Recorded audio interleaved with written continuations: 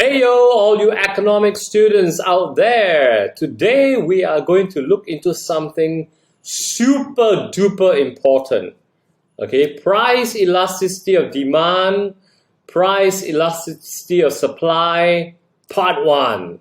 Okay, PDPS are super duper important concepts.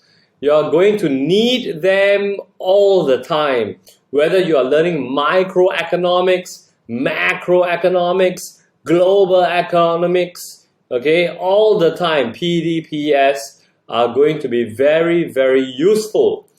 Now, price elasticity of demand, here you have the mathematical formula, percentage change in quantity demanded over the percentage change in price, PS, pretty similar. You're looking at quantity supplied instead of quantity demanded. Please take note, quantity supplied, although it is price elasticity of supply. Quantity demanded, although it is price elasticity of demand. Okay, these are important stuff to take note of.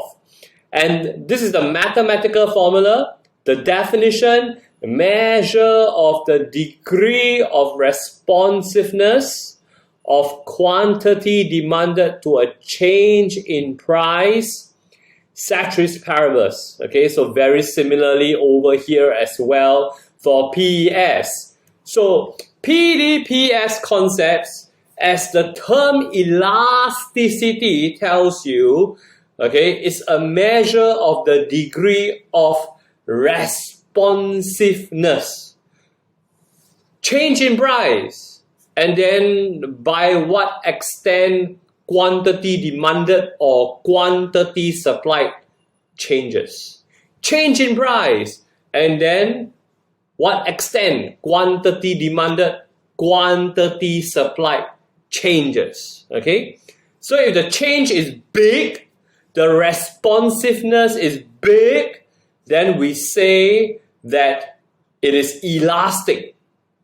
But if the change is small, if the responsiveness is hardly responsive, limited in responsiveness, then we say inelastic. Okay, so that kind of makes things quite easy, right? I mean, elastic, you know, you can pull it significantly, it can stretch, okay? But if it is inelastic, it can't change, it can't stretch much.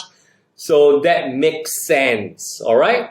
Now, in terms of curves, if you have inelastic, you're looking at steep curves. So if you look here, PS less than 1, that represents inelastic.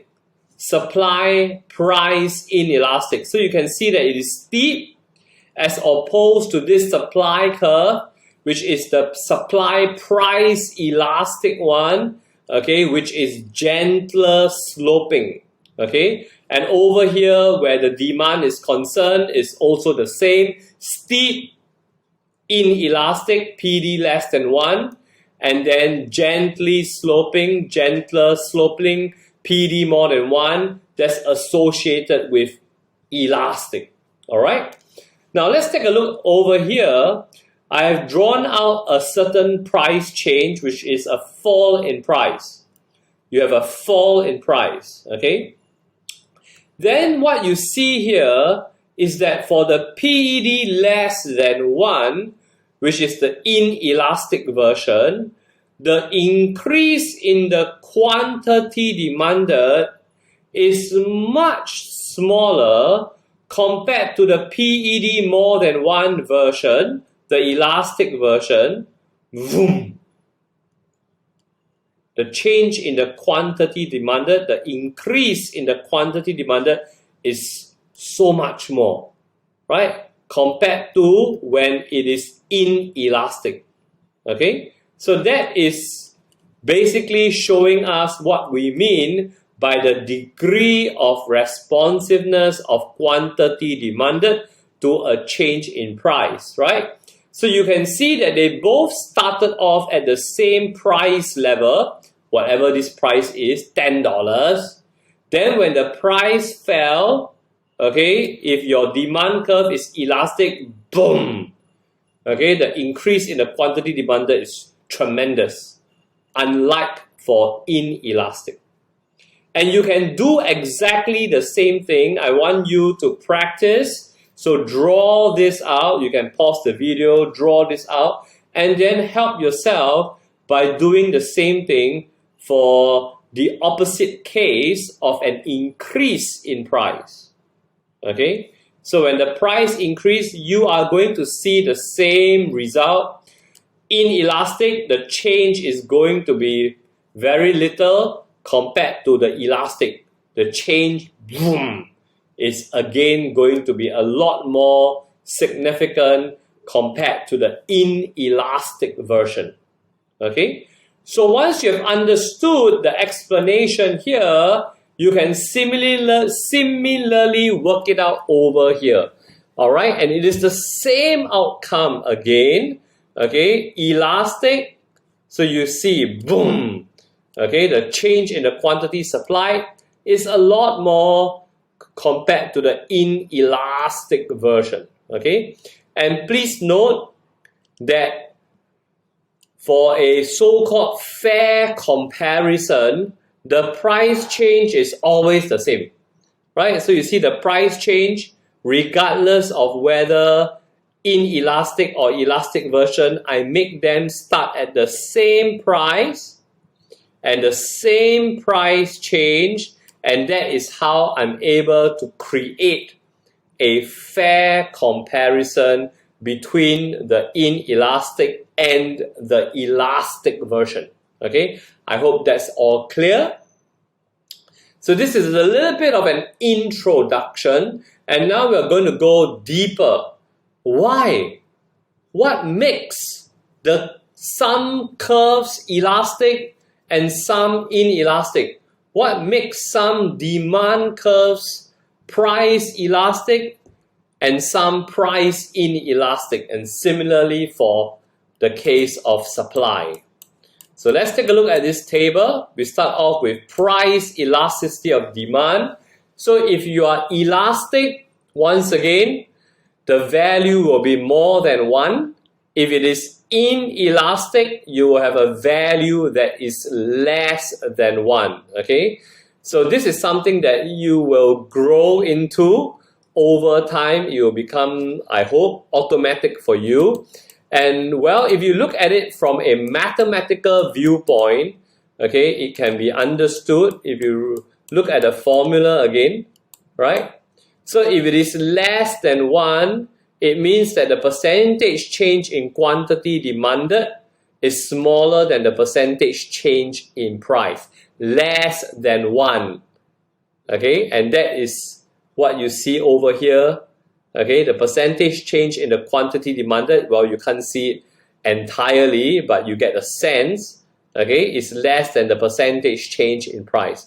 And that represents inelastic, PD less than 1. Okay, so that's the mathematical basis, which means you got to go back to the formula, okay, and see this for yourself.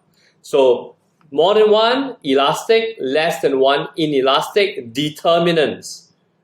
What are the factors or the determinants of the elasticity?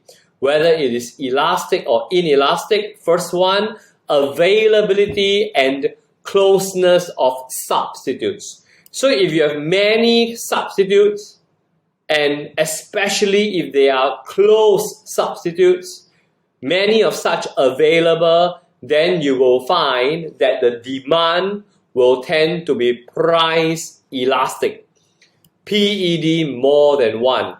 Okay, so to understand this, well, just imagine if we increase the price of a certain good, let's say Coca-Cola.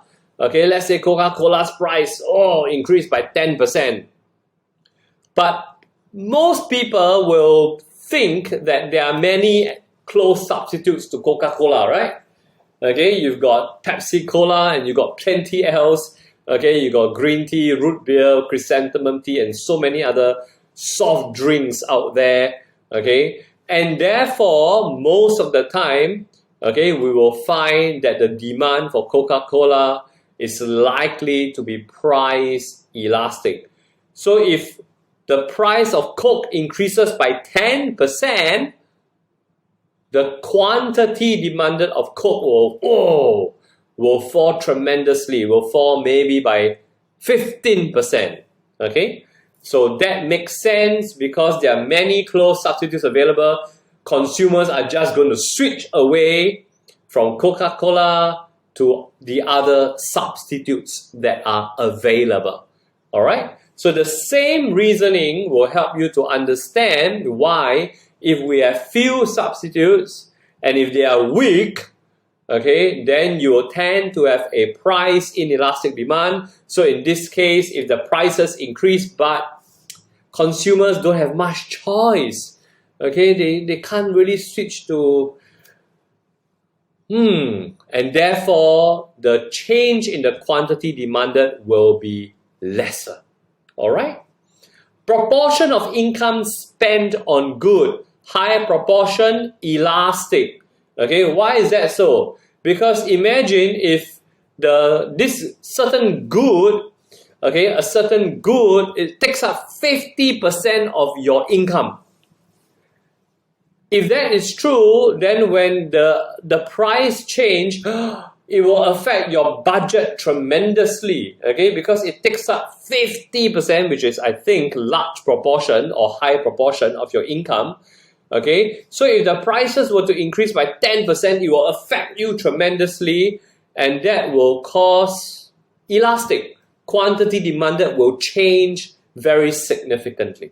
Okay, so compared to if it is a very low proportion of your income, negligible, you're spending on this good maybe 1%, 0.5% of your income, negligible. So even though prices may increase, but don't bother. And so the quantity demanded is not going to change much, hardly.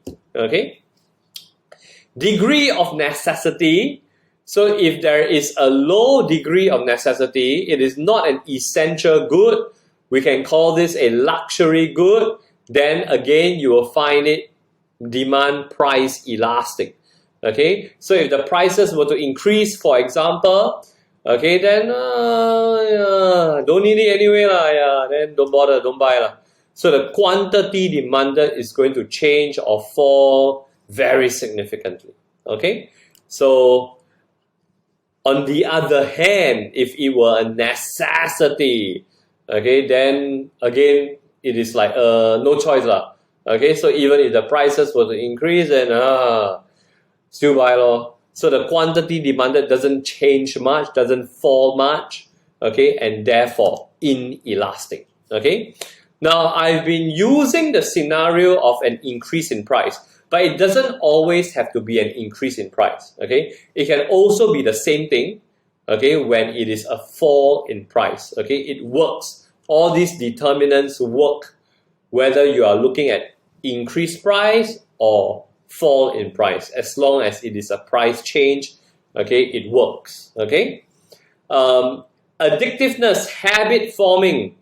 So under elastic, well, it's not significant or not applicable. Okay, it's not something that is you're addicted to it, or is a habit forming good like coffee or maybe chocolate or cigarettes or alcohol. It's not like that. Okay, but over here, then those are the examples. Okay, then once again, it is like no choice lah. The price increase, then still buy. Okay, quantity demanded, therefore does not fall significantly. Definition of good. Broad definition. Okay, like what? Like roti prata. Oh no, I got this wrong. Broad definition of good should be over here. Narrow definition of good, roti prata. Okay, so this is a mix-up. Please correct it. Apologies. So broad should be over here. So here roti prata is narrow. Okay, whereas food, that's a broad definition, right? So if you have a broad definition, okay, like food, what's the substitute? What's the alternative? Don't know, man. Right? And therefore, it is going to be under inelastic because what substitute? What alternative to food? Okay? However, if you have narrow definition of good, like roti prata, then you know lah, there's chicken rice, there's mee pork, there's this and that, right? That you can eat, okay? And therefore, there are many and perhaps close substitutes available, and that will result in elastic, okay? So please make that change. Narrow should be over here, broad should go with food, narrow should go with prata. Now, time horizon. What on earth does that mean? It means what is the time period that you are looking at? Are you looking at things over a few years? Or are you looking at things over a few weeks? So the longer the time period, the more elastic, the more quantity demanded will be able to respond to the change in price. This is quite understandable because you give long time, then the change can happen. For example, because of a longer time period, consumers can go and seek out substitutes, or consumers can find a way, okay, for them to break out of addiction, right? So they become here. So the longer the time period that we are viewing the responsiveness of quantity demanded, then we will find elastic. The responsiveness will be very significant. But the shorter the time period, you're looking at things over 1 week. 1 week, ayo, don't know what's the substitute, ayo, cannot find, ayo. Then it becomes few substitutes available, right? 1 week, still addicted to it after 1 week. Okay? And therefore, the changes in the quantity demanded is not going to be significant. Clear? Now, I went very quickly, alright, but no worries, you can always repeat. It is important for you not just to remember, but you've got to understand, at least intuitively. Okay, then that will help you to better remember and better apply. Okay, now key explanation. PED more than one. Demand for good is price elastic. Don't say the good is price elastic. The good is not rubber band, unless it is rubber band, right? So we've got to say it correctly. We've got to write it correctly. PED more than one. Demand for good. It's the demand that is price elastic, not the good is price elastic. Okay? So similarly over here. And what on earth does it mean? It means that when we say the demand for good is price elastic, it means that change in price will lead to a more than proportionate, short form, more than proportionate change in the quantity demanded. Over here, change in price will lead to a less than proportionate change in the quantity demanded. Now, a very easy way to remember: less than one, less than proportionate. More than one, more than proportionate. Okay, so these are key explanations that you must get right. Okay, and here I made it neutral. Okay, I just say change in price because then it applies to both a rise in price and a fall in price. Okay, so here I'm making it neutral. Okay, but in your actual answering of question, it might be a particular scenario. It might be a fall in price, right? So a fall in price will lead to a more than proportionate increase in the quantity demanded. All right. So here is worded in a neutral way, and then whether it is a fall, whether it is an increase, you apply it accordingly. Now, some math aspects which are important: elastic, gentle slope, demand; inelastic, steep slope, demand curve. Okay, so we saw that earlier already, so a reminder for you. Okay, now the raw PED mathematical value is actually negative. Okay, that means when you go and calculate your PED value, okay, should you need to, okay, the raw value is actually negative. Okay, why? Because this reflects the inverse relationship between price and quantity demanded. Okay, this is as per the law of demand. Right? The law of demand states that price and quantity demanded have an inverse relationship, and intuitively as consumers, we relate to that. Right? So then why more than one, less than one? Because for convenience, we take absolute values. Okay, absolute value. And that's why we always talk in terms of more than one, less than one, etc. Okay? Extreme cases, PD can be 0. Demand is perfectly price inelastic. Okay? So 0, right, is less than 1, so it's under inelastic, but we call it perfectly price inelastic. Okay, it is the most inelastic possible already.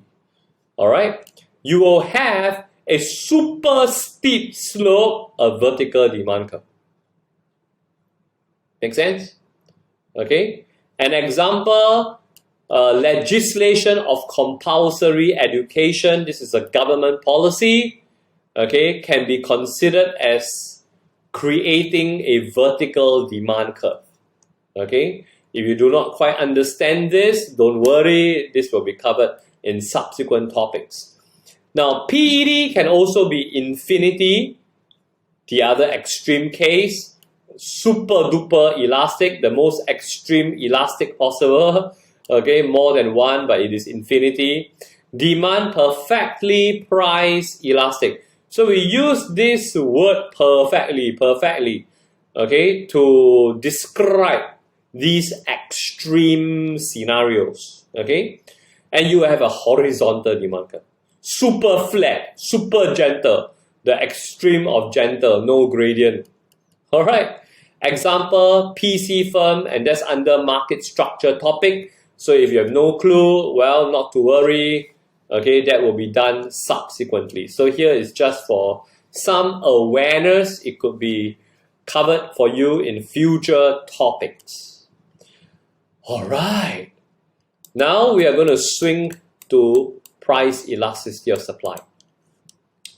Okay, so PS more than 1 elastic, PS less than 1 inelastic, same, right, as the PD. Now the determinants are totally different, okay, or almost totally different. Number of firms, if you have many firms, elastic. Few firms, inelastic. Why? The reasoning is quite simple. If you have many firms, you have many more firms to respond to the change in price. So the quantity supply will tend to be more responsive. Okay? If you have few firms, then only got you, got me, got him. Okay, very few firms to respond to the change in the price. And so the quantity supply is not going to be that responsive. Alright? Extent of spare capacity and availability of resources. Sometimes we break it up. Okay, here for convenience, I lump them together. If the resources are readily available to increase production, okay, if boss calls up the factory manager, hey, got big order, tomorrow can fulfill 10,000. Okay, if the resources are readily available, okay, yeah, there are enough labor, there's enough machines, you can easily ramp up production today to fulfill 10,000 units of whatever goods tomorrow. Okay, then your supply will be price elastic. The quantity supply can be highly responsive to the changes in price. Okay, so i.e. you got spare in terms of resources, and so you can ramp up production if there is a need to. But if don't have, then sorry boss, all the machine and the worker already used up already, I think cannot take this order. Even if they are paying more, increase in price, but I cannot produce more. because no more resources, no spare. All right? Factor mobility and substitutability. If the factors of production can be easily shifted across production processes or economic sectors, then you will tend to have an elastic supply. Okay, so for example, in the case of retail and food and beverages, okay, like for example, me, economics tutor, if suddenly, don't know what happened, then I got to go and work in the F&B or I got to go and work in the retail, most likely can make it lah. Okay, so I can be shifted, right? My labor services can be applied to retail, can be applied to F&B. Okay, then the retail sector, the F&B sector can quite easily, for example, ramp up production if they want to, because they can mobilize the resources from other production processes, from other economic sector. Okay, and also if it is substitutability, the substitutable labor can quite easily substitute for capital goods and vice versa. So for example, in the last few years, you see that a lot of cashiers have been displaced by self-ordering kiosks, self-payment kiosks. They have been substituted by capital goods. Okay, so if this is the case, then for example, if the firm say, no more labor,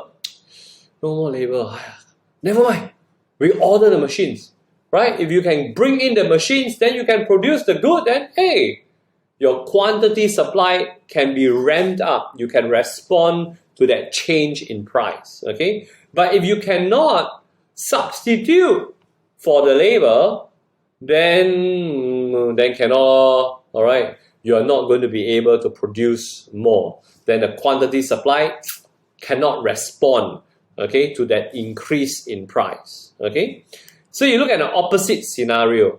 If you are in healthcare, you need specialized machinery, you need specialized labor. You cannot just use any equipment from the car workshop one. That equipment can we try? Can we use? See whether it can help the patient or not. I don't think so. Right? The mechanic, the mechanic don't know whether can come and take care of the patient. Or he take care of car, they don't know whether can take care of patient. Probably not. Okay, so you cannot easily mobilize or substitute factors of production, and therefore you will find, like in the case of healthcare, the supply will tend to be price inelastic. Time for production. Typically, if you are in manufacturing, short time.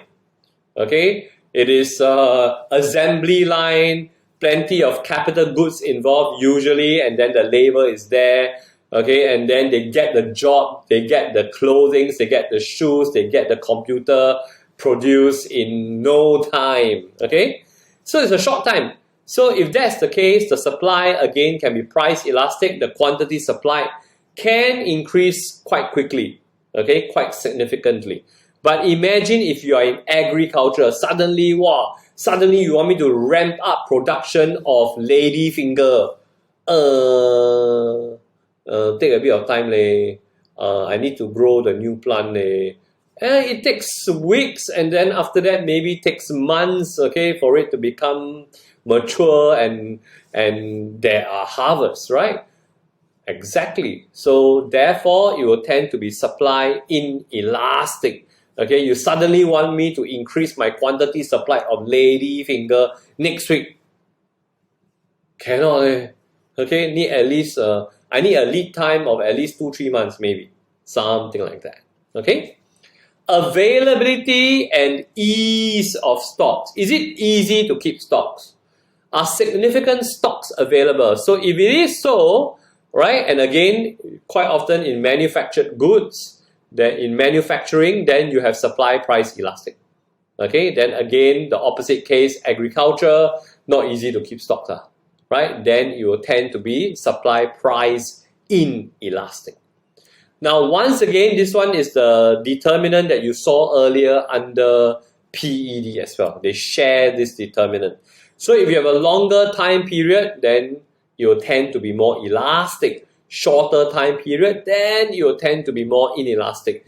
Now, why? For example, if you look at things over a long time, the firms might have found, hey, I found a way. I got this machine can substitute for the labor. No, hey, I found the labor can take over the capital goods.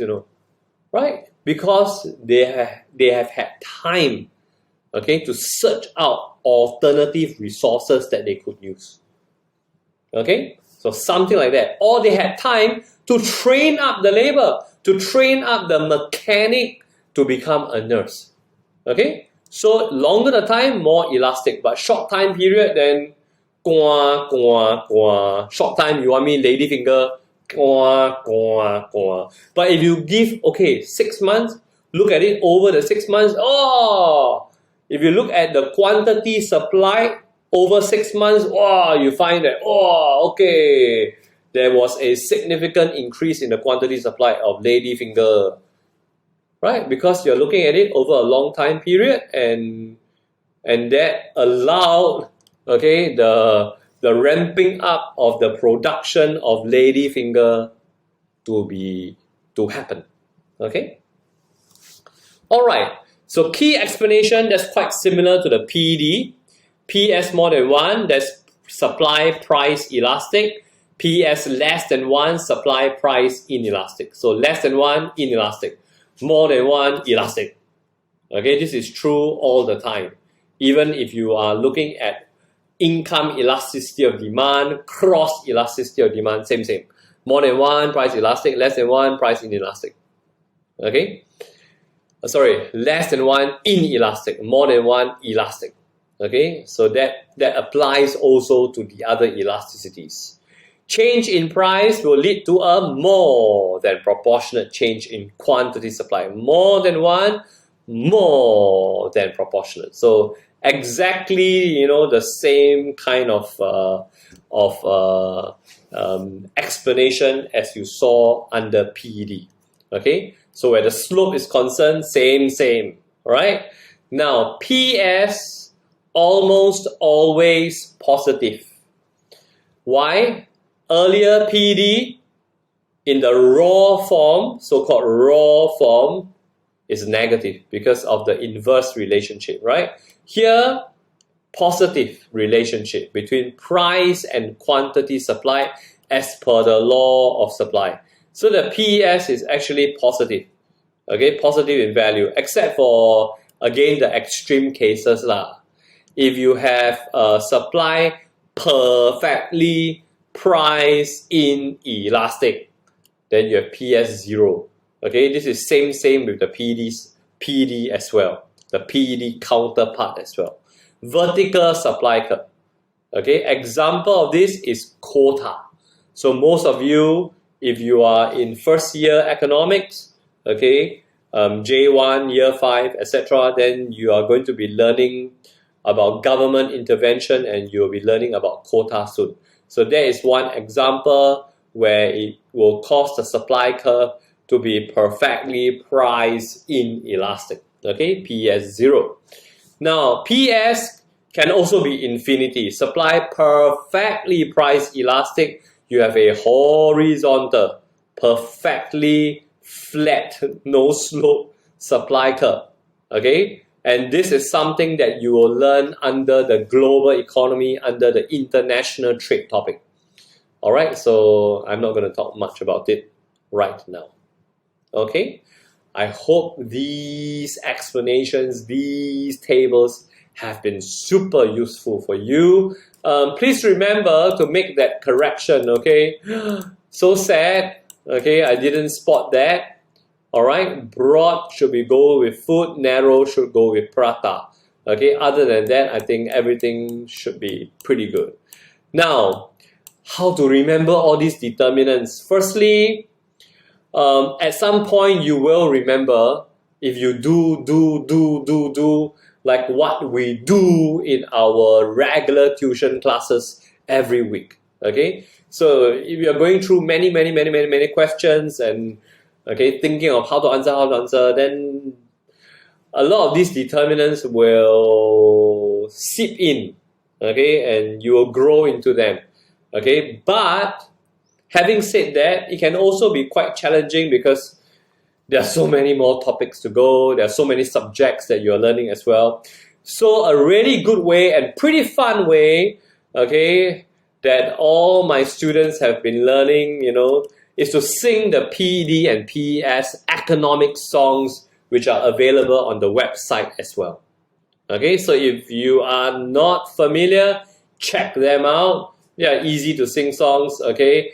And I hope you enjoy them. And if you sing the song, you learn the lyrics, then it helps you to remember all the determinants already, lor. Okay? So I hope you had fun, and I hope this was a good learning experience as well. There will be a part 2, uses and applications of the PED and PES, but this one will only be for students. All right? Only be for my students. See ya all!